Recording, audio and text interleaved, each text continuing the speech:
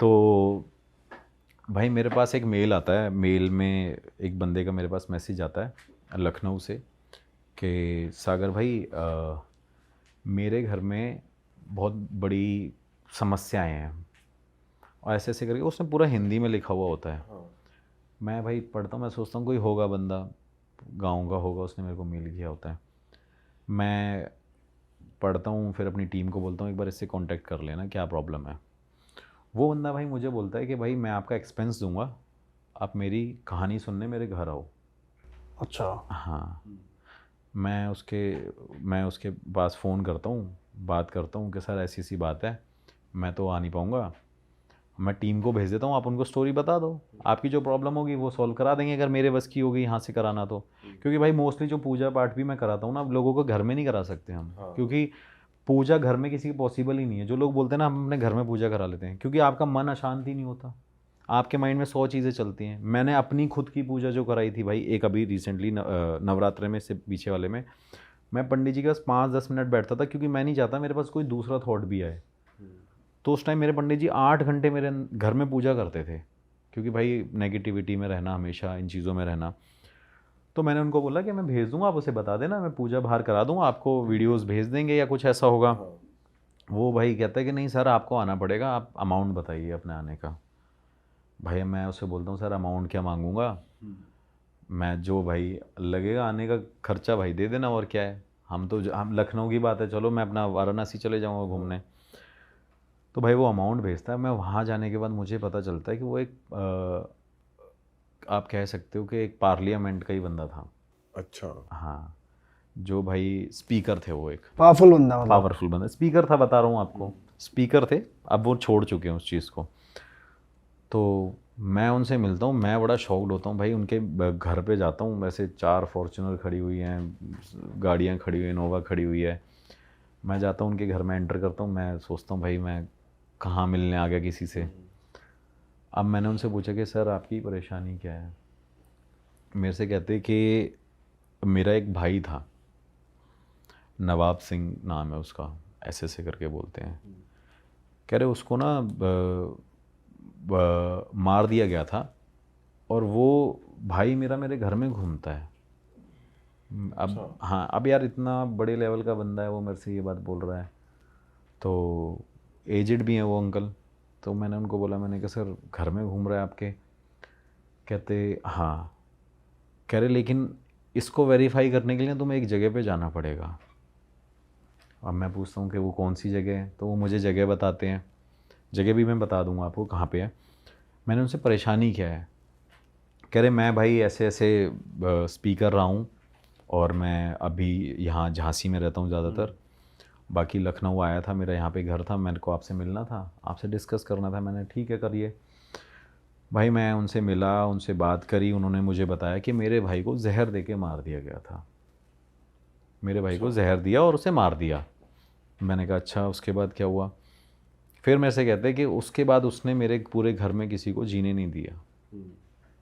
और उस टाइम पे भाई क्या होता था कि जब जब वो घर में लोग उसके रहे हैं, उस लखनऊ वाले घर में, तो उस घर के अंदर उसके भाई की स्पिरिट उन सबको दिखती थी, हर एक फैमिली मेम्बर जिस को। घर में आप मिलने गए थे उसी घर में, सेम घर में? हाँ, कहते हैं हमारे घर में ये स्पिरिट सबको दिखती है, स्पिरिट सबको दिखती है। और क्या कहते हैं, सबसे बड़ी प्रॉब्लम भाई ये है कि हमारे ना सारे काम बंद हो गए। हमारी एक राइस मिल की फैक्ट्री है, वो भी बंद हो गई है। उनकी एक राइस मिल की फैक्ट्री थी, वो भी बंद हो गई है। कह रहे मेरे से जो छोटे वाला बेटा है, वो हर बार सिर्फ ये करता है कि मुझे सुसाइड करना है, मुझे सुसाइड करना है, मैं मरना चाहता हूँ, विदाउट एनी रीज़न। तो मैंने कहा प्रॉब्लम क्या है। कह रहे मैंने हर जगह पूजा पाठ कराई, सब कुछ कराया, हर जगह दिखाया, बागेश्वर धाम भी गया मैं, सब जगह गया, मतलब भेजा होगा अपनी अप्रोच लेके। तो कह रहे मैं वहाँ पे भी गया, लेकिन मुझे लगा कि शायद मेरी चीज़ें ठीक हो जाए। बालाजी भी गया, तो मैंने कहा इससे थोड़ी होगा कि आप गए हो तो चीज़ें ठीक हो जाए, आप अपने घर में पूजा पाठ कराइए।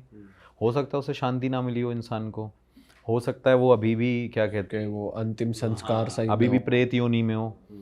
तो मेरे से कहता तो बेटा आप एक काम करो, मेरी हेल्प करो। मैंने कहा सर मैं देखता हूँ। इस बीच में भाई एक चीज़ और है कि उसके घर में जितनी भी लेडीज़ हैं उनको वो श्राप उसके मरने के बाद हो गया, उनके घर में कोई प्रेग्नेंट नहीं हुआ अब तक। अच्छा। मतलब जैसे उसके बेटे की शादी हुई तो उसको काफ़ी टाइम हो गया, फिर उसी का भाई हो गया, उसके बेटे की शादी हुई, उनका भाई क्या कहते हैं कोई प्रेग्नेंट नहीं हुआ, वो श्राप उनको चढ़ा हुआ था। तो मैंने बोला हो सकता है सर कि उन्हीं की वजह से सब कुछ हो रहा हो। फिर वो मुझे जगह बताते हैं कि अब एक काम करना, तुम इस जगह पे जाना। उसकी वीडियो मैंने डाली नहीं है, मैंने बनाई थी, लेकिन उन्होंने मेरे को लोकेशन बता दी। और ये गांव वालों को भी नहीं पता, ये लोगों को भी नहीं पता कि एक मंदिर में आप सोचो, एक शिव जी का मंदिर है, हनुमान जी का मंदिर है, उसके अंदर किसी इंसान की तस्वीर लग सकती है? नहीं लग सकती। नहीं लग सकती ना। उस जगह पे भाई उस इंसान की आकृति जैसा उसको स्थान दिया गया है। मतलब ये बहुत बड़ी बात है। आप एक सोचो कि एक इंसान को आप भगवान से तुलना करके बता रहे हो कि इस इंसान को वहाँ पे रखा गया है। भाई मैं उस जगह पे जाता हूँ, मैं शाम तक वेट करता हूँ। शाम तक वेट करने के बाद उन्होंने मेरे को ये बताया, मैंने कहा सर ठीक है मैं एक बार इन्वेस्टिगेशन करने ज़रूर जाऊँगा वहाँ। तो भाई मैं वहाँ पे पहुँचा, पहुँचने के बाद शाम तक का वेट किया, खेतों में रहा मैं पूरे टाइम, धूप में ही रहे, खेत के अंदर बैठे रहे, मतलब शाम हो जाए। तो उन्होंने बोला कोई परेशानी नहीं होगी, अगर कोई परेशानी हुई तो तुम मुझे फ़ोन कर देना। उन्होंने अपनी फैमिली का मेंबर कोई भी नहीं भेजा। कह रहे अगर मेरी फैमिली का मेंबर कोई भी वहाँ गया तो भाई वो पागल ही हो जाएगा। अब रीज़न ये था कि वो जो बंदे की डेथ हुई थी तब वो बंदा उस जगह पे प्रेजेंट था जहाँ पे उसका वो मंदिर बनवाया गया है। हाँ, उस टाइम पे क्या हुआ भाई कि वहाँ पे उस इंसान ने मतलब अपने आप की मृत्यु वो हो गई, मतलब अपने आप को मार ही लिया था एक तरीके से। वो दोस्तों के साथ मिला, उनके साथ कुछ खाया पिया, उन्होंने उसको अप्रोच किया, जहर दे दिया, ज़बरदस्ती खिला दिया उसको। उसको मना भी किया गया था कि अपने इन दोस्तों के साथ मत रहे। और ऐसा नहीं कोई नॉर्मल लोग थे, वो भी हाई प्रोफाइल लोग ही थे। तो भाई उन्होंने मना किया था तो उसे जहर दे के मार दिया गया। उस बीच में भाई उसने क्या किया, वो इंसान प्रेत योनि में चला गया। प्रेत योनि में जाने के बाद जो इंसान उस जगह से गुजरा भाई, ये हकीकत बात है, मेरे पास एक इंटरव्यू भी पड़ा हुआ है छोटा सा, मैं आपको दिखा दूंगा। न्यूज़ में आया था? न्यूज़ में नहीं आया भाई, ये चीज़ें न्यूज़ में कहाँ ही डालते हैं। मतलब इंटरव्यू किसका था? इंटरव्यू एक बंदे का है जो लोकल बंदा है ना वो वहाँ का। आप ही ने लिया वहाँ? हाँ, मैंने रात को ऐसे ही उसको, शाम को मेरे को मिला तो मैंने बोला भाई वहाँ पे चलो, तो कह रहा मैं नहीं जाऊँगा वहाँ पे, मैं वहाँ पे जाऊँगा ही नहीं। मैंने कहा भाई साहब क्या दिक्कत क्या है, मैंने उससे भी थोड़ा सा वेरीफाई किया। वो उसने मेरे को फिर बताया कि यहाँ पे जो भी आया है या तो वो उसका मानसिक संतुलन हिल गया है, मेंटली डिस्टर्ब हो गया है वो, और यहाँ पे कई लोगों की डेड बॉडीज़ भी मिली हैं कि मतलब जैसे कोई ना कोई मर गया हो सकता है रीज़न कुछ और होगा, लेकिन क्या है वो क्लेम उनको करते हैं और ब्लेम भी उनको ही कर रहे हैं कि इनकी वजह से होता है। इस बीच में भाई क्या हुआ कि वहाँ पे जो 4 लोग थे जिनको उन्होंने मारा था, तो वो लोग वहीं पे उसी जगह पे मारे गए, एक एक करके वो उन इंसानों को मार दिया। हाँ, और वो मारा किसने, वही जो बंदे को Spirit जहर दिया गया था, उस स्पिरिट ने, वो प्रेत योनि में था। फिर लोगों को लगा कि भाई ये क्या कहते हैं, ऐसे ऐसे लोग मर गए हैं, यहाँ पे ये सब हो गया, जो यहाँ पे जाता है वो मेंटली डिस्टर्ब हो जाता है। और सबसे बड़ी बात ये कि उसके घर में वही घूम रहे हैं। हाँ, वहाँ भी दिख रहा है और यहाँ भी दिख रहा है, यहाँ भी दिख रहा है। और आप जब गए थे आपको कुछ नहीं हुआ? भाई मैं बता रहा हूँ, मैं सच बता रहा हूँ, मैंने जैसे ही थोड़ा से कदम बढ़ाए ना भाई, मैं वापस आ गया, इतनी तेज़ हवा चलने लग गई। फिर मैंने मेरे को खुद डर लगा भाई वहाँ पे। और मुझे डर पता है क्या लग रहा था कि जिस तरीके से उसकी फैमिली में और उन लोगों ने बताया था ना मुझे स्टोरी कि वहाँ पे वो रहते हैं। और हाँ, एक चीज़ और है कि वो जो मेंटली डिस्टर्ब होते हैं वहाँ पे बताते हैं कि यहाँ लाल कपड़ा पहन के कोई नहीं आता। और सोचो हनुमान जी का मंदिर है, यहाँ पे लाल कपड़ा वर्जित है, उसके मेंशन कर रखा है कि आप लाल कपड़ा पहन के यहाँ पे नहीं घूम सकते, चाहे दिन में चाहे रात। हाँ, मतलब दिन में तो लोग चलो मंदिर जाते हैं, 6 बजे के बाद वहाँ कोई नहीं जाता, अलाउड ही नहीं है किसी को जाने के लिए, प्रॉपर ताले लग जाते हैं वहाँ पे। बट वही उन्होंने मेरे को परमिशन दे दी थी, वो कह रहे थे आप जाओगे अपने रिस्क पे पर। अच्छा, तो मैंने कहा चलो ठीक है, वो कोई प्रॉब्लम नहीं है, हम चले जाएंगे। भाई मैं गया वहाँ पे, हवा चलने लगी, मुझे सच में ऐसा लगा कि कोई इंसान घूम रहा है वहाँ पे, कोई है। और उनकी जो बना रखी थी ना आकृति, वो भी थोड़ी सी ऐसी एक कह सकते हो मतलब अब मेरे को बोलने में भी डर लग रहा है कि वो भयानक सी थी थोड़ी, मतलब देख के डर लग रहा था, मतलब यार ये इंसान मेरे को यहीं अटैक ना कर दे। तो मैं भाई उनको बोलने लग गया, मैंने यार डर तो थोड़ा सा लग रहा है यार, चल लेते हैं वापस। तो फिर एक मेरा कैमरामैन बड़ा ऐसे वही है बड़ा, अरे चलो ना भैया यार कोई बात नहीं है वो। मैंने कहा मुझे अपनी चिंता नहीं होती, मेरे को तुम्हारी चिंता होती है भाई, तुम्हारे साथ कुछ हो गया, क्योंकि मेरे बहुत सारे कैमरामैन छोड़ के चले गए हैं मुझे इस चक्कर में। जाएंगे ही भाई, बड़ी हाँ। मुश्किल से आते हैं भाई पकड़ में, पैसे दे दो तब भी नहीं आते। हाँ। फिर कहते हैं वो, मेरे से कह रहा चलो चलो चलते हैं भाई। मैं उसके पास गया, उसके पास जाने के बाद मैंने उसको बोला कि भाई इन्वेस्टिगेशन है, जल्दी जल्दी शुरू करेंगे, कहानी वानी में टाइम वेस्ट नहीं करेंगे। और आप मानोगे नहीं कि मैं उस मंदिर के अंदर एंटर हुआ, मुझे सच में फील हुआ कि वहाँ पे कुछ है। मेरे वही अपना जो पर्सनल सेंसर मेरा बन रखा है, मेरे गूज बम्स खड़े हो जाना, ये सारी चीज़ें, साथ वालों के साथ भी यही हुआ। वो बंदे जब मेरे साथ गए, उन्होंने मेरे को छूटते ही मेरे पीछे से हाथ पकड़ के ऐसे बोला कि भैया यार चल लो यहाँ से ना, डर लग रहा है। और सबसे मैंने बोला भाई मंदिर भी है यहाँ पे, डरना क्यों है? ऐसा भी कुछ नहीं है, एक बार चल के देख लेते हैं। भाई आप मानोगे नहीं कि मैंने वहाँ से, उस मंदिर के वहाँ से निकल के इन्वेस्टिगेशन भी थोड़ी सी दूर करी, मतलब मंदिर के पास नहीं करी, और जो स्टोरी टेलिंग भी करी ना वो भी थोड़ी दूर करी। लेकिन वहाँ पे जब मैंने वो सवाल पूछे ना भाई कि यहाँ पे ऐसा ऐसा ऐसा सब कुछ है, तो भाई वहीं पे हर एक सवालों के मेरे को जवाब मिले। दूर खड़े होके भी जवाब आ रहे थे? हाँ हाँ हाँ भाई, दूर खड़े हुए मेरे को बोला कि भाई अब भाई डेथ तो वहीं हुई थी उनकी, पूरा एरिया ही वहीं है उनका, तो मुझे वो आंसर मिल रहे थे। लेकिन एक डर जो मुझे बार बार लग रहा था ना, मुझे लग रहा था कोई अटैक ना कर दे, और ये मैं गलत हूँ कि ऐसा नहीं होगा, लेकिन वो जो डर है ना एक, वो अंदर बैठ गया, क्योंकि उन्होंने भी ये बोला और गाँव के वाले बंदे ने भी मेरे को ये बोल दिया कि भाई ये अटैक ना कर दे। मैंने कहा चलो ठीक है भाई, यहाँ पे एक काम करते हैं, रुक जाते हैं। रुकने के बाद थोड़ी देर बैठे रहे, हम कार में बैठे रहे भाई। अब मैं वो खेतों में अपनी थार लेके गया था भाई, जैसे ही मैं वहाँ पे गया मेरे टायर पंक्चर हो गया था। अच्छा। टायर पंक्चर हो गया। और सबसे बड़ी गलती मेरे से क्या हुई थी कि मेरा स्टेपनी का जो टायर था वो भी मैंने पंक्चर नहीं लगवाया था। वो मेरा किसी इन्वेस्टिगेशन में कहीं करा था, लोगों ने मेरा टायर फाड़ दिया था, मतलब खड़े खड़े, वो भी यूपी में ही। तो मेरे को लगा यार मैं फंस गया भाई। फिर मैंने वहाँ पे वो कार छोड़ के आ गया कि मैंने चल काम करते हैं, कार छोड़ देते हैं, थोड़ा सा रात को यहाँ रुक जाएंगे, और फिर हम वॉक कर करके आगे मार्केट की तरफ निकल गए। मैंने उनको फ़ोन किया, सर ऐसी सी बात हो गई है, मैं यहाँ पे था और मेरे साथ ये हो गया। कह रहे मैं कह रहा था ना तेरे को वहाँ पे है, कह रहे करने वाला मेरा भाई है। अब यार ये बातें ऐसे बंदा सोच बोल रहे हैं वो प्रॉपर कि मेरे भाई नहीं कह कर रहे मेरे भाई ने तो किया है, मैं आपको बोलता रहा हूँ। फिर वो मेरे से कह रहा है ये आपके बस की नहीं है तिवारी जी केस वो करना। मैंने कहा सर वो तो देखो पता नहीं, ये तो चलो बाद की बात है, वो देखते हैं कि अभी कर पाएंगे कि नहीं कर पाएंगे। भाई उन्होंने फिर मेरे को हेल्प करी कि बोला कि तुम एक काम करो, मार्केट में वहाँ जाओ, वहाँ मेरे नोन के लोग हैं, वहाँ उनसे मिल लेना और वो तुम्हारी हेल्प कर देंगे। और उनको फ़ोन कर रहा हूँ मैं। भाई हम वहाँ पे रात को 2-2:30 बजे उनके पास पहुँचे। उनके पास जाने के बाद उन्होंने बोला कि चाय वाय पिलाई। फिर उन्होंने मुझे भाई स्टोरी बताई कि कह रहे पूरा गाँव डरता है ये, कह रहा पूरा गाँव ये 6 बजे के बाद इस जगह पे नहीं आता। और उनका भी यही कहना था कि एक इंसान को मंदिर में उस तरीके की एक वो कैसे मिल सकती है प्लेस के, भाई भगवान को पूजो। और वहाँ का रूल है भाई कि आप पहले आओगे तो पहले उन सबसे पहले उनकी फ़ोटो है। फ़ोटो भी क्या है, पूरा पत्थर से बना रखा है कि पहले भाई इनको पूजना है। अगर आप इनको नहीं पूजोगे और यहाँ पे रह नहीं सकते, ये भी एक वहाँ का वो है कि भाई आप यहाँ पे रह भी नहीं पाओगे अगर इनको नहीं पूजोगे। तो लोग क्या करते हैं, दिन में जाते हैं, उनको पूछते हैं, फिर भगवान को पूछते हैं, फिर आते हैं। उन्होंने भाई मेरे को ये स्टोरी बताई। मैंने कहा चलो यार इतने लोग बोल रहे हैं तो भाई हो गई। फिर मैंने सर मेरे को तो ऐसे ऐसे साइन मिले वहाँ पे नेगेटिव एनर्जी के। तो मेरे से कह रहे पता नहीं तुम कैसे बच के आ गए हो और तुमने ये गलती क्यों करी।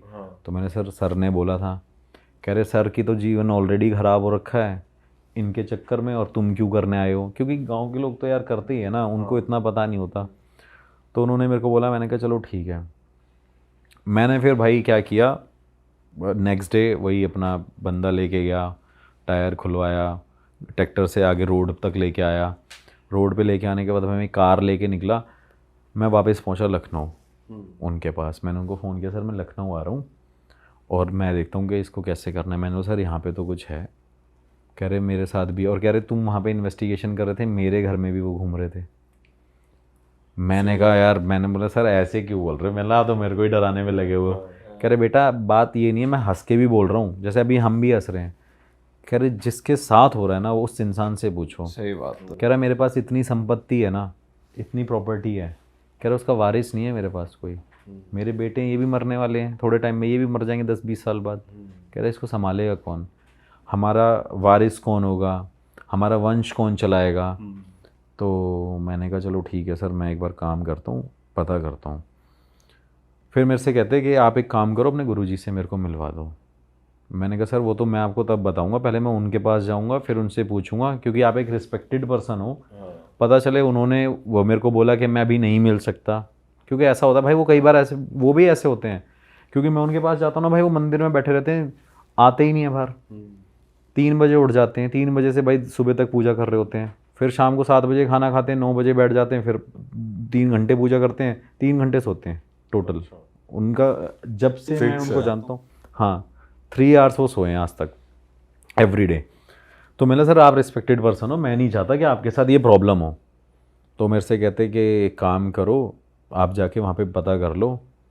तो मैंने सर इतना ही, फिर मैंने बोल भी दिया भाई कि मैंने बोला यार मैं अपना एक्सपेंस क्यों लगाऊंगा।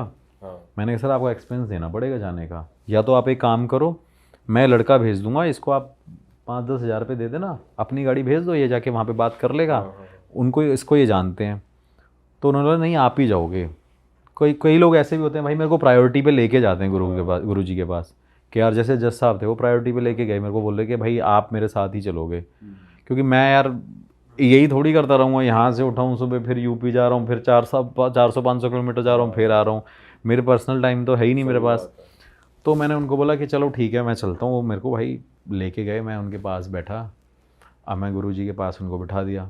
अब गुरुजी तब तक आधे 1 घंटे तक वो बैठे हुए थे, लोगों से बात कर रहे थे। जैसे भाई वो वहाँ पे बैठे, उन्होंने छूटते ही उस इंसान का हाथ पकड़ा, जो स्पीकर था, सर का हाथ पकड़ा। सर का हाथ पकड़ते एकदम बोले हाँ भाई ये आत्मा लेके क्यों घूम रहा है अपने साथ में, अपने भाई की।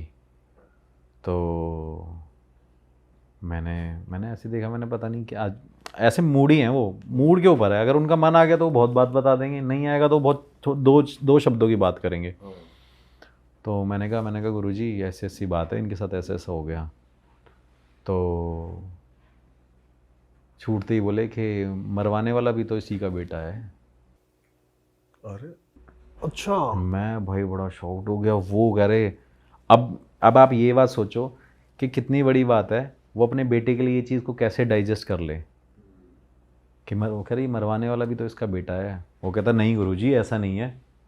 कह रहा वो जो 4 लोग तेरे पिताजी के दोस्त थे ना, उसके साथ मिलके इस तेरे बेटे ने ये कॉन्स्पिरेसी रची थी कि भाई इनको हटाओ, फिर ये प्रॉपर्टी पे टेक ओवर मैं करूँगा, मैं वारिस हूँगा, मैं ये होऊंगा, मैं वो होऊंगा।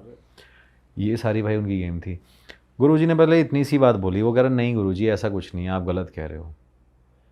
गुरुजी ने बोला आंखें बंद करो।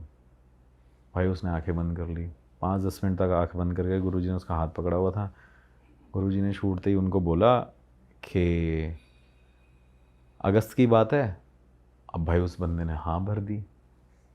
वो कहता हाँ अगस्त में हुआ था, 2014 में हुआ था। अब भाई वो कह रहा हाँ भाई 2014 में हुआ था।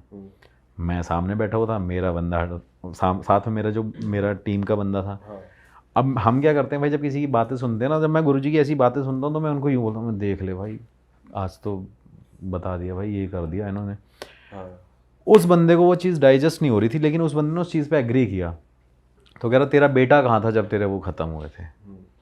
वो कहते बाहर था कि नहीं था। वो कहते हैं हाँ बाहर था। कह रहे तेरे बेटे ने किया है। कह रहे ये जो श्राप मिला हुआ है ना तुमको, तुम्हारे परिवार को, अब क्योंकि जो चाचा की फैमिली थी वो तो पूरी बन ही नहीं पाई। तेरे 2-3 बेटे हैं और तेरी जो बेटी है वही चल रही थी। कह रहे उसमें उसने किया था ये सब कुछ, और सिर्फ भाई रीज़न क्या है, प्रॉपर्टी। तो उन्होंने बोला ठीक है गुरुजी हो सकता है। अब वो बंदा भाई रोए वहाँ पे। अब वो भी मुझे बड़ा वो लगे यार कि इंसान ऐसे रो रहा है, वगैरह रोने की ज़रूरत नहीं है, इसमें तेरा कोई वो नहीं है, तेरा कर्म नहीं है, तेरे बेटे का कर्म है। फिर उसके बाद उन्होंने मेरे को वो चीज़ बताई नहीं थी। उन्होंने बोला कि सबसे बड़ी तेरी बहू वही है ना। वो कहते हाँ, वो प्रेग्नेंट नहीं हो रही ना। अब भाई उस बंदे को इतना बिलीव हो गया, क्योंकि जब मैं पूरे टाइम उसके पास गया था लखनऊ, लखनऊ से वापस गुरुजी के पास आया। इन बिटवीन मैंने गुरुजी से कोई बात नहीं करी, क्योंकि गुरुजी के पास फ़ोन का कोई ऑप्शन ही नहीं है जिससे मैं उनसे कांटेक्ट कर सकूं। एक ही ज़रिया है भाई। मैं कई बार लोगों को भी बोलता हूँ जो मेरे को बोलते हैं ना कि भाई आप गुरुजी से बात करा दो, वो ज़रिया ही यही है भाई। 500-600 किलोमीटर जाओ, फिर बात करो, फिर उसके बाद देखो वो 2 दिन है कि नहीं है, फिर लोकल साइड पे एक होटल ढूंढो 50 किलोमीटर दूर। उन्होंने बोला कि क्या कहते हैं ये चीज़ें हैं कि नहीं है। मैंने कहा सर देखो जो है ना आपके सामने है, आपको भरोसा करना हो तो मत करना, वो आपकी मर्ज़ी है, लेकिन मैं तो भाई इनको भगवान जैसा रूप समझता हूँ। ये जब तक मेरे पास हैं तब तक मैं प्रोटेक्टेड हूँ हर चीज़ से, लेकिन जिस दिन ये नहीं होंगे तो मेरे लिए तो ये भगवान का ही रूप है, तो मैं इनको पूजता ही हूँ। फिर उन्होंने उनको सारी चीज़ें बताई कि तुम्हारे घर में वो तुम्हारी बहू प्रेग्नेंट नहीं हो रही, फिर तुम्हारे घर में ये हो रहा है। वो कह रहा है वो तो घर में भी घूम रहा है, वो वहाँ भी घूम रहा है जहाँ ये होके आया है। ऐसे बोल दिया उन्होंने, जहाँ ये होके आया है। तो मैंने कहा हाँ मैं होके आया। तो क्यों गाड़ी बंद हो गई थी तेरी? बहुत धीरे बोलते हैं, गाड़ी बंद हो गई थी तुम्हारी। वो भी पता चल गया। गाड़ी बंद थी वहाँ पे, रात भर परेशान हुए। मैंने कहा जी हाँ। तो कहते वही करवा रहा था, प्रेत योनि में है वो, उसको शांति दो, शांति देने के लिए ये चीज़ें करो। भाई जब तक हम वहाँ पे बैठे हुए थे तब तक उस घर में क्या हुआ, उस घर में जहाँ लखनऊ वाले घर में उनके साथ क्या हुआ कि जब तक वो शांति वांति की बातें हो रही होंगी, ये सारी चीज़ें हो रही होंगी, उस घर में भाई उनकी बेटी थी जो आ रखी थी, वो भाई छत से गिर गई। और वो छत से गिर गई। वो छत से गिरने के बाद वहाँ से उनका फ़ोन आया कि ऐसी ऐसी ऐसी बात है। तो उन्होंने बोला क्या हुआ, कैसी क्या चीज़ हो गई है, जो भी उसने पूछा। कह रहे बेटी छत से गिर गई है। तो गुरुजी ने बोला कि ये तुम्हारे कर्मों का फल है जो तुम्हें मिल रहा है, इसे तुम दूर कर लो। भाई मैंने कहा चलो ठीक है। मैंने कहा सर ऐसी सी बात है, आपको मानना नहीं मानना है वो आपकी मर्ज़ी है। गुरुजी ने फिर उनको भाई 10 उपाय बताए, ये करना, ये करना, ये पूजा करना, फिर ये करना, अपने पितरों को शांत करना और माफ़ी मांगो, और माफ़ कर दें तो बड़ी बात है। ये एक हॉन्टेड स्कूल है और ये यूपी में था। यहाँ पे जैसे वो शेड गिर गई थी, बच्चे पढ़ रहे थे, तो वहाँ पे बच्चों की डेथ हो गई थी स्कूल में। तो स्कूल में जब डेथ हो गई थी भाई, तो काफ़ी टाइम से वो स्कूल बंद रहा। मुझे वहाँ के प्रिंसिपल ने मेल किया कि सर ऐसे ऐसे हम चाहते हैं कि आप यहाँ पे इन्वेस्टिगेशन करो, जो आप चार्ज करोगे मैं भी आपको दूंगा। तो मैंने बोला यार बच्चों की बात है, पैसा क्यों लेना है, चलते हैं। भाई मैं वहाँ पे गया और वहाँ पे मैं 2 बजे, मेरे को आज भी याद है, मैं 2 बजे वहाँ पे रात को घुसा था उस स्कूल में। और वहाँ पे मैंने नेचुरल इन्वेस्टिगेशन करी थी, जिसमें किसी भी मशीन का मैं यूज़ नहीं कर रहा हूँ। उसमें एक बैलून रखा हुआ है सामने। जैसे जैसे मैं सवाल पूछ रहा हूँ कि बेटा आप मेरे आसपास हो, और मैं बोल रहा हूँ बेटा अगर आप मेरे आसपास हो तो इस बैलून को लेफ़्ट करो, इस बैलून को राइट करो। तो आप वो वीडियो देखोगे, मतलब वहाँ पे एयर का कोई सोर्स नहीं है उस रूम के अंदर। आप वीडियो देखोगे बिल्कुल वाइड एंगल में वो शूट हो रहा है, बीच में बैलून रखा है, जैसे जैसे मैं सवाल पूछ रहा हूँ वैसे वैसे वो बैलून मूव हो रहा है। तो वहाँ पे बच्चों की स्पिरिट्स जो थी वो मुझे आंसर तो कर रही थी, लेकिन जैसे ही मैं उस लोकेशन से निकला, उस लोकेशन से निकलने के बाद ही भाई मेरी कार का क्या कहते हैं वो एक्सीडेंट हो गया। जैसे ही एक्सीडेंट करा, मतलब ठीक कराया मैंने उसको, रिपेयर कराया वहाँ से। उसके बाद भाई कार का टायर फट गया। जैसे ही टायर फट गया तो उसके बाद बैटरी ख़राब हो गई। बैटरी ख़राब होने के बाद भाई उसका कैम्बर फट गया। तो मैं कार को 4 दिन में लेके आ पाया अब दिल्ली वापस। तो मुझे लगा यार ये हो क्या रहा है। मैं उसके बाद नेक्स्ट डे मैंने बोला कि हनुमान मंदिर चलते हैं, कनॉट प्लेस भाई दिखाते हैं। हनुमान मंदिर गए भाई। जैसे ही मैं लैपटॉप लेके जा रहा था, नया लैपटॉप लिया मैंने, वो कार में रख के गया, वो लैपटॉप की स्क्रीन टूट गई। मतलब लाइक एप्पल का जो मैक प्रो था वो एकदम स्क्रीन टूट गई। मैंने बोला यार ये कुछ हो रहा है, अब मेरे को दिखाना पड़ेगा। तो फिर मेरी तबीयत ख़राब हो गई। मुझे मेंटली ये लग रहा है कि मेरी लाइफ में कुछ है ही नहीं, मेरे अपने लोग नहीं हैं। मुझे ये लग रहा है कि मेरे आसपास कोई है, मुझे बार बार कोई टच करता रहता है, मुझे ये फील हो रहा है। सपनों में वो स्कूल नज़र आने लग गया। मेरे को ये लगने लगा कि बच्चे वहाँ से आवाज़ मार रहे हैं। मैंने बोला यार ये बड़ा डिस्टर्बिंग सा हो गया। भाई मैंने 10-15 दिन काम ही नहीं किया। मैंने अपने आप को रूम में बंद कर लिया। मेरी माँ मेरे से पूछ रही है कि तू खाना क्यों नहीं खा रहा। मैंने बोला खाना खाने का मन नहीं है। मैंने बोला कि वो कह रहे कि चल दोस्तों के साथ चले जा, पार्टी में चले जा। मेरा मन ही नहीं है। फिर मेरे घर वालों को थोड़ा सा डाउट हुआ। फिर मेरे घर वालों ने बोला कि भाई तू अपने बाबा के पास जा। फिर आप मानोगे नहीं कि मैं बाबा के पास गया बाबा के पास जैसे ही पहुंचा, उन्होंने छूटते ही मेरे को एकदम बोल दिया कि गाड़ी के टायर फटने लग गए, गाड़ी ख़राब होने लग गई हैं, और क्या कहते हैं कमरे में अपने आप को बंद करके रख लिया तूने। मैं हाँ बाबा। उन बाबा ने भाई ऐसे ऊपर करके देखा, कहते जा अब कुछ हो जाए तो बता दियो। मैं बाबा मुझे डर लगता है कि मैं घर से निकलूँ ना, मतलब एक ऐसा भी लेवल आ गया था कि मेरे को डर लगने लगा कि यार मैं नहीं निकलूँगा अब घर से। तो उन्होंने बोला अब घर से बाहर निकल, जो करना है वो कर। तो मैंने कहा क्या हुआ था? कह रहे बच्चों की आत्मा लग गई थी ना तेरे पीछे। मतलब उनको मैंने कुछ बताया नहीं है, उनको कुछ बताया नहीं है कि क्या हुआ है, कहाँ गया था, कहाँ गया था, क्या किया था, कहाँ था, क्या करता हूँ। वो खुद से बोलने लगे कि भाई बच्चों की आत्मा लगी है ना, जा दूँ, ठीक हो गया। मैंने कहा चलो यार ठीक हो जाऊँगा। फिर मैंने थोड़े दिन बाद आया, मेरे को लगा यार वो स्कूल की वजह से मैं बड़ा परेशान रहा। भाई मैं दोबारा उस स्कूल में गया। मैंने बोला कि नहीं भाई ये इसको करना है, इसको सॉर्ट करना है। दोबारा उस स्कूल में गया, स्कूल में जाके फिर इन्वेस्टिगेशन करी, फिर वहाँ पे बच्चों की स्पिरिट से बात करी, वो मेरे को साइंस मिले, सब कुछ। भाई ये ना थोड़ा डीप में बताओ इस चीज को कि जैसे मान लो आपने बच्चों से क्या क्वेश्चन पूछे। भाई थोड़ा सिनेरियो एक्सप्लेन करो कि आप क्लासरूम में थे, कहाँ बात कर रहे थे, हाँ क्या मैं बताता हूँ। मैं क्लासरूम लाइक 2-3 क्लासरूम थे गांव में, आपको पता है कुछ बच्चे दरियों पे पढ़ते हैं और कुछ बच्चों के लिए बेंच थी। तो भाई मैं वहाँ पे बिल्कुल जो सामने ब्लैक बोर्ड था और एकदम फ्लोर था, वहाँ पे बेंचेस नहीं थे, वहाँ पे मैं बैठा हुआ, मैं बच्चों से पूछ रहा था क्या बेटा आप लड़का हो? तो वो आपको वहाँ वैसे फील हो रहा था कि हाँ भाई पूरा? वहाँ पे फिर बताऊँ सेकंड टाइम मेरे साथ क्या हुआ उसी लोकेशन पे। मैं वहाँ पे पूछ रहा हूँ कि क्या कहते हैं आप यहाँ पे हो? वो कह रहे हैं हाँ जी है। आपने मुझे पहचाना? तो वो ये भी आंसर कर रहे हैं कि हाँ भाई मुझे पता मतलब वो है। लेफ्ट या राइट कर रहे हैं, बलून ही लेकर नहीं, गया? उस टाइम सेकंड टाइम बलून शायद मुझे याद नहीं है, लाइक हाँ बलून भी था और वो भी थे, लाइक फिर वो ईएमएफ Machines. मीटर मशीन्स भी थी। क्योंकि मैंने सोचा था कि मैं नेचुरल इन्वेस्टिगेशन जरूर करूं यार। लोगों के माइंड में डाउट होता है ना भाई मशीन झूठ भी बोल सकती है।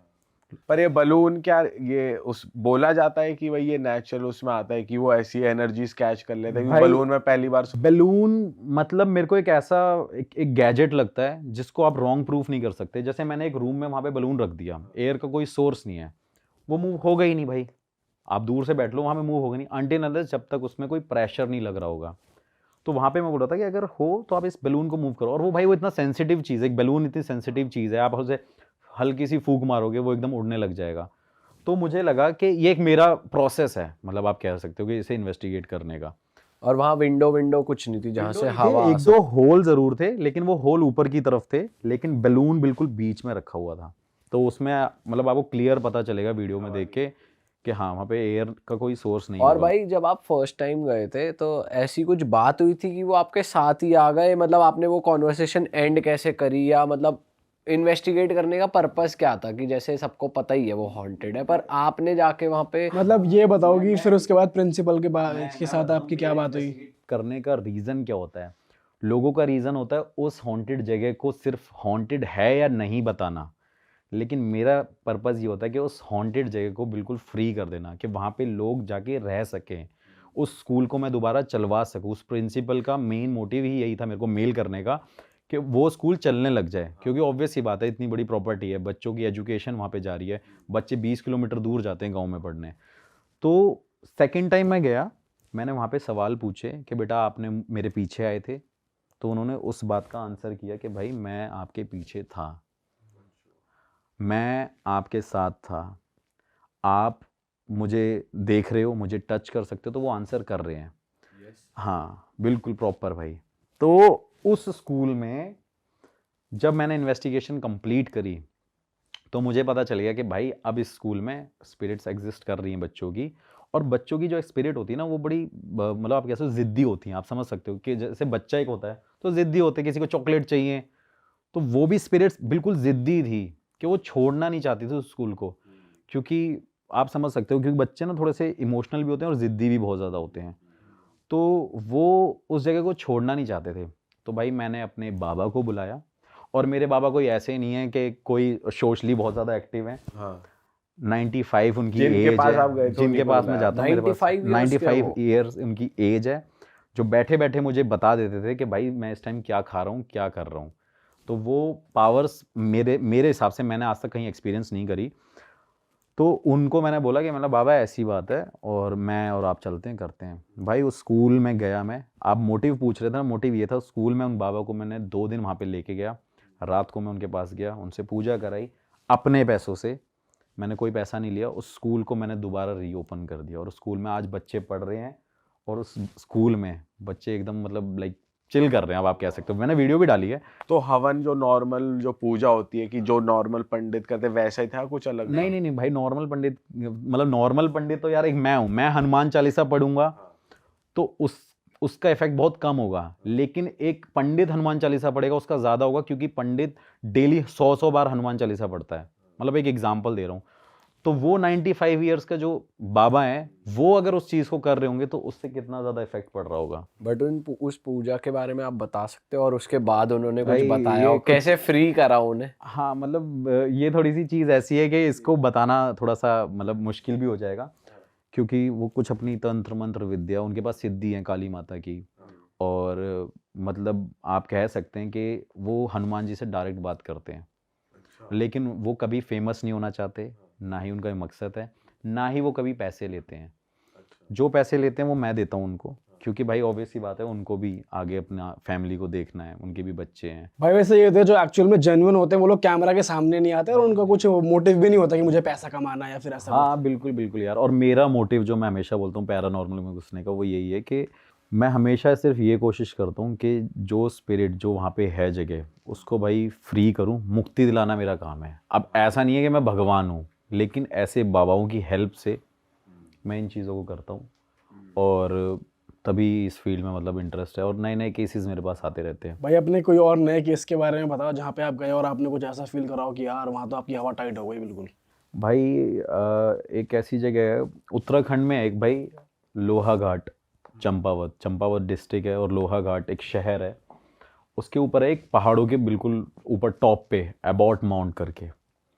हाँ वो एबॉट माउंट भाई वहाँ की मतलब बहुत इंटरेस्टिंग स्टोरी भी है, और वहाँ पे जो हुआ है मतलब मैंने आज तक कभी, और इवन वो वर्ल्ड का भी और इंडिया का भी मोस्ट हॉन्टेड हॉस्पिटल में काउंट होता है। अच्छा। और आप एक चीज़ आपने कभी सुनी नहीं होगी कि चर्च भी हॉन्टेड होते हैं, लाइक चर्च के अंदर, मतलब लाइक एक गोवा में चर्च है वो बताते हैं कि हॉन्टेड है, लेकिन अंदर अगर पॉजिटिविटी है तो भाई वो हॉन्टेड क्यों है?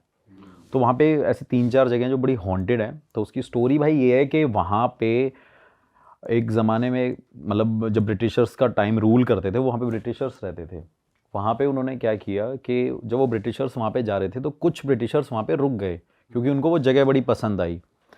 तो वहाँ पे एक एबॉट हेरल्ड माउंट करके एक बंदा था, वो वहाँ पे रुक गया और उसने अपना घर वर बनाया, वहाँ पे कुछ हवेलियाँ बना ली। फिर उसके बाद वहाँ पे उसने एक हॉस्पिटल खोल दिया वहाँ पे, कि भाई लोगों की ना फ्री सेवा हो, इलाज हो, लोग यहाँ के गांव के जो परेशान रहते हैं, उसमें कुछ फॉरेनर्स भी थे और जो लोकल कुछ इंडियंस थे वो भी, तो वहाँ पे लोगों को इलाज मिल सके बेसिकली। तो भाई वो हॉस्पिटल चलता रहा कुछ टाइम तक। तो थोड़े टाइम बाद वहाँ पे एक डॉक्टर अपॉइंट हुआ, डॉक्टर का नाम था डॉक्टर मॉरिस, और डॉक्टर मॉरिस का दूसरा नाम था और पूरे वर्ल्ड में और इंडिया में फेमस है डॉक्टर डेथ, उसको डॉक्टर डेथ बोलते हैं। तो क्या हुआ भाई कि जब वो डॉक्टर अपॉइंट हुआ तो वहाँ पे काफ़ी सारे पेशेंट ठीक ज़रूर होते थे, मतलब ये बड़ा चलता था कि डॉक्टर मॉरिस को दिखाना है, डॉक्टर मॉरिस यहाँ पे रहते हैं, और उनके अंदर बताते थे कि एक जादू है और उनके पास ऐसी कोई पावर्स हैं, कुछ ऐसी एनर्जीज़ हैं जिससे पेशेंट ठीक हो जाते थे। कहते थे कि वो नब्ज़ देख के बताते थे कि वो पेशेंट की मरने की डेट टाइम बता देते थे। हाँ, और वो ज़िंदा कर सकते थे कि नहीं कर सकते थे, मतलब वो ठीक हो जाए या नहीं हो पाए वो भी वो बता देते थे। लेकिन ये चीज़ पूरे गांव में बहुत ज़्यादा फैल गई और लोग वहाँ पे भाई कुछ भी, कोई भी बीमार होता था डॉक्टर मॉरिस के पास जाना है, तो डॉक्टर मॉरिस भाई उनको देखते थे, उनकी नब्ज़ देखते थे और उसको बोलते थे भाई ये पेशेंट 2 दिन बाद मर जाएगा, इसको वहाँ ले जा रहा हूँ, मैं कोशिश करूँगा इलाज करने की। मतलब जो भी अलग अलग स्टोरीज़ हर जगह होंगी, लेकिन जो मेन स्टोरी वो ये है कि वो इलाज करने के लिए उनको एक जगह लेके जाया करते थे, एक उन्होंने अपना वार्ड बना रखा था, और उसके बाद भाई वो डॉक्टर उन पेशेंट को एक जगह पे लेके शिफ्ट कर देते थे।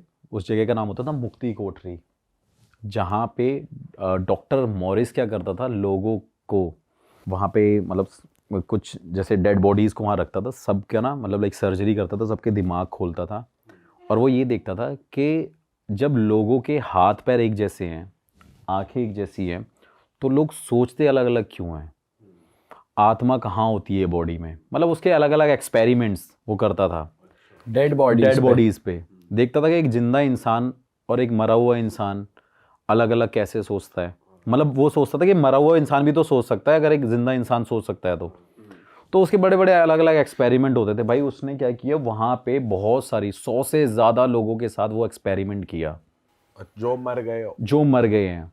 और गांव वालों को ये हुआ कि यार ये जो टाइम डेट डिसाइड करता था वो उसकी मतलब बीमारी को लेके डिसाइड नहीं करता था, वो इसलिए डिसाइड करता था क्योंकि नेक्स्ट डे उसको या सेकंड नेक्स्ट डे उसको भाई मारना है और उनके साथ एक्सपेरिमेंट करना है, देखना है कि भाई ये करते क्या है, ये हैं क्यों, ये इंसान सोचता कैसे है, इनका दिल कैसे धड़कता है, ये सब कुछ मतलब सारी चीज़ें जो भी उसका प्रोसेस होया करता होगा।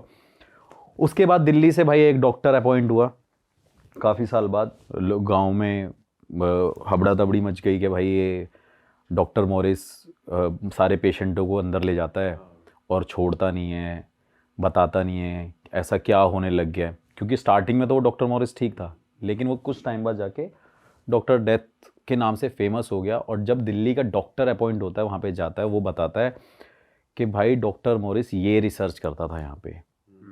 अब जो इंसान ज़िंदा था वो उसे बेहोश करके उसके साथ एक्सपेरिमेंट करेगा, तो भाई कहीं ना कहीं उसकी आत्माएं भटकेंगी वहाँ पे। तो 100 से ज़्यादा बताते हैं कि वहाँ पे आत्माएं भटकती हैं। और वहाँ पे चर्च भी है, ग्रेवयार्ड भी है और वो हॉस्पिटल भी है। अब पहला स्टेप क्या है, पहला भाई चर्च है। बताते हैं कि डॉक्टर मॉरिस की आत्मा वहाँ पे भटकती है, डॉक्टर डेथ की आत्मा उस चर्च में भटकती है। उस चर्च में मैंने इन्वेस्टिगेशन करी है, वहाँ मुझे साइंस मिले थे। क्या साइंस? वहाँ पे भी भाई मैं एक ऐसा इक्विपमेंट लेके गया था, वो भी नहीं था, उसमें भी काफ़ी सारे सेंसर्स थे। मैंने क्वेश्चन जब पुटअप करे थे तो वहाँ पे डॉक्टर मॉरिस नहीं था, लेकिन कुछ और स्पिरिट थी, और वो स्पिरिट वो थी जिनके साथ उस ज़माने में एक्सपेरिमेंट हुए थे। पूछा उनसे? हाँ। फिर सेकंड मैंने इन्वेस्टिगेशन करी, वहाँ पे ग्रेवयार्ड थी, उस ग्रेवयार्ड के पास मैं गया। ग्रेवयार्ड में मैं देख रहा हूँ कि भाई वहाँ पे ना मतलब बड़ी बड़ी ऑब्स दिख रही हैं, ऐसा दिख रहा है, वाइट शेडो दिख रही है। और वो फेमस जगह इसलिए भी है क्योंकि वहाँ पे सबसे ज़्यादा टाइगर और पैंथर मिलते हैं।